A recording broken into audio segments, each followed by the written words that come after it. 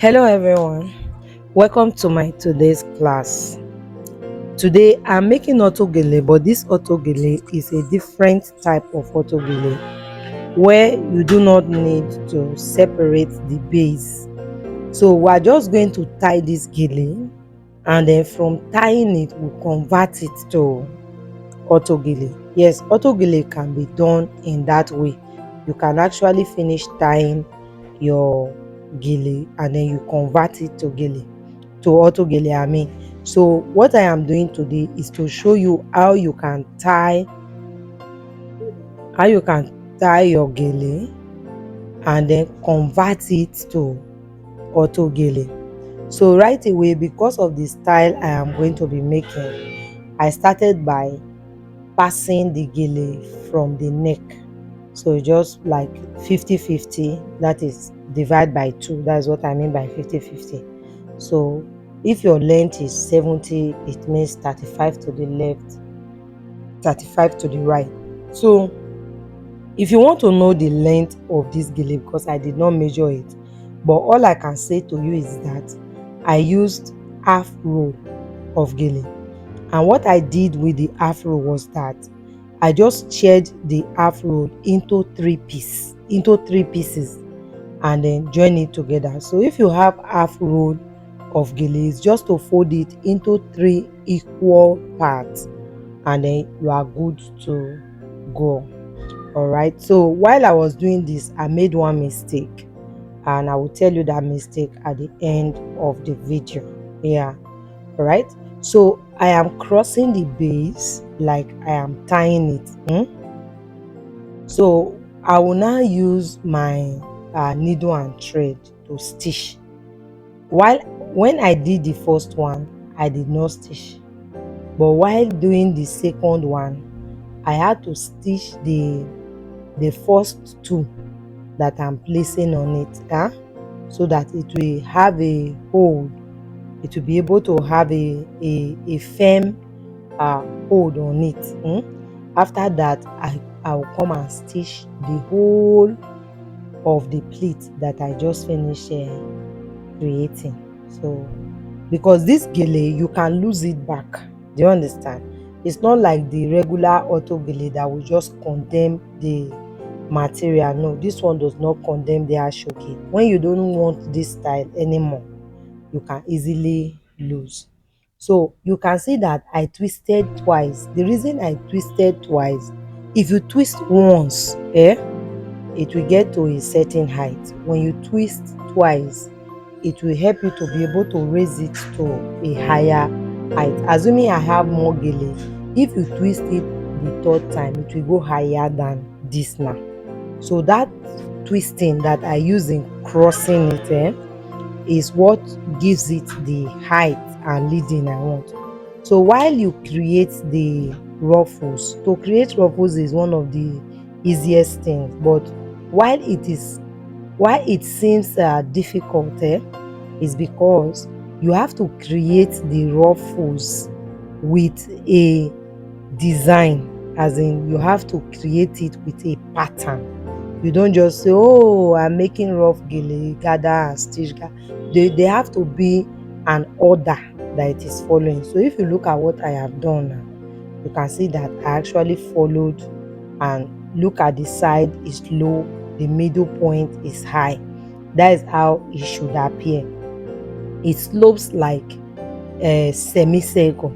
So I'm going to repeat what I did on this side on the second side, but to start from the second side, I have to first of all lift the gele to the first height that I have gotten, which is with the ruffles that I have done. Then I'll just like use my pin or needle and thread to like tack it. If you do not hold it in place, you might not be able, you might struggle with this side.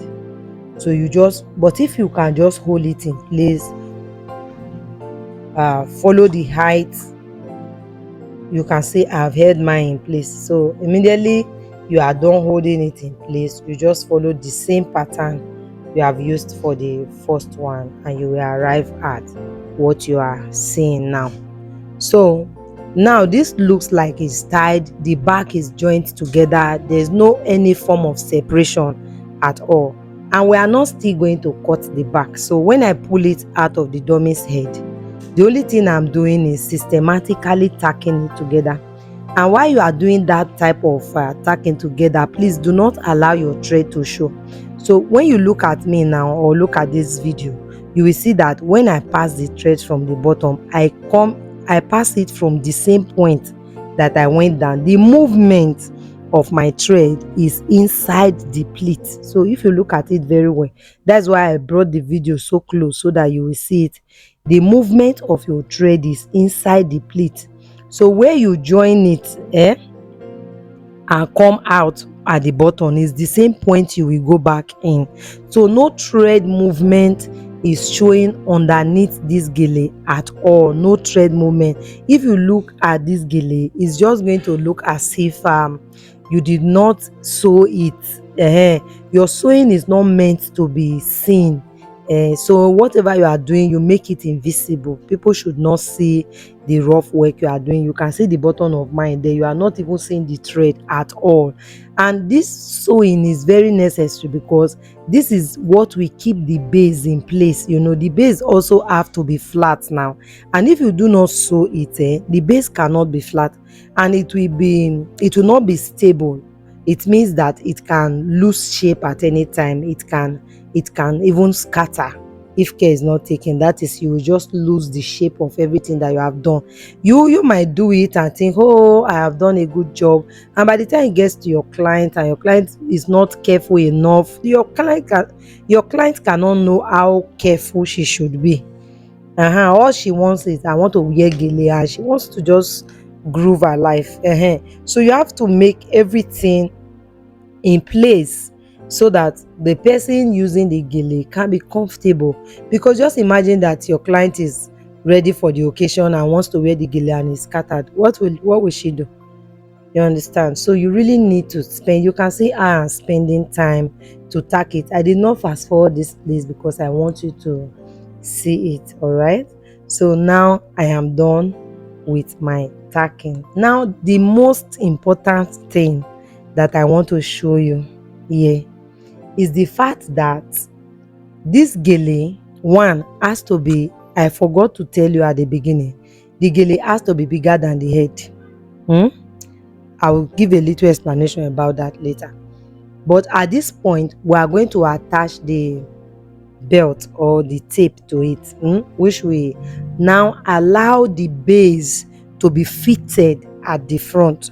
So when your client is able to sit this gele on her head, then she will have this belt inside, helping her to make the base relax, like they are just tying it.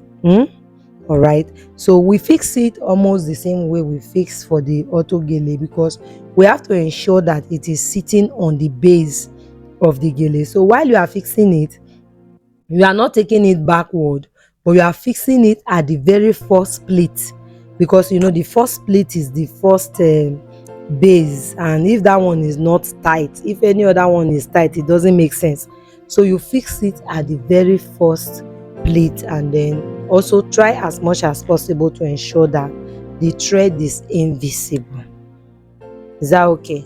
All right, so what I wanted to say was that while you are tying it on the dummy, I was supposed to explain this at the beginning, you should attach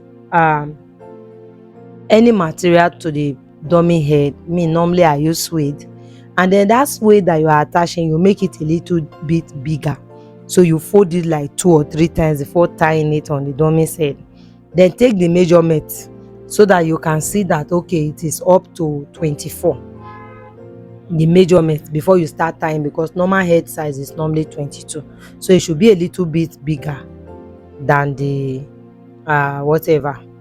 than the head. And then another thing I said I wanted to say was that I forgot to cut out this belt from the measurement I use for this gele now. So if you look carefully, you see that the color of my belt is quite a little bit different from the original gele. That's because I forgot to cut out the pieces I would use for this belt. All right, so that's all. That's all. Is ready. Just let's see it on the dummy's head, and this is it. So the back side that is opening there, when the client put on the weave on or whatever, is going to fall and cover it. So that is not a big challenge at all. Okay, so if today is your first time stopping by Creative Ends International, please do not forget to subscribe to this channel before leaving today, and also please do not forget to recommend this channel to other persons, and then I will see you in my next video. So from my end, it is bye from me. Bye.